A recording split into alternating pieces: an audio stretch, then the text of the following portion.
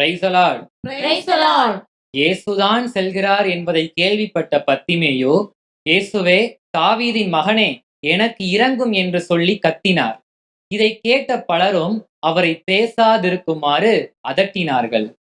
பொல்லாத உலகம், நெஞ்சிலே ஈரமில்லாத மக்கள், பார்வையற்றிருந்த பத்திமேயுவை இயேசுவிடம் கூட்டிக் கொண்டு செல்வதற்கு பதிலாக அவரை பேசாதிருக்குமாறு அதட்டுகின்றார்கள்.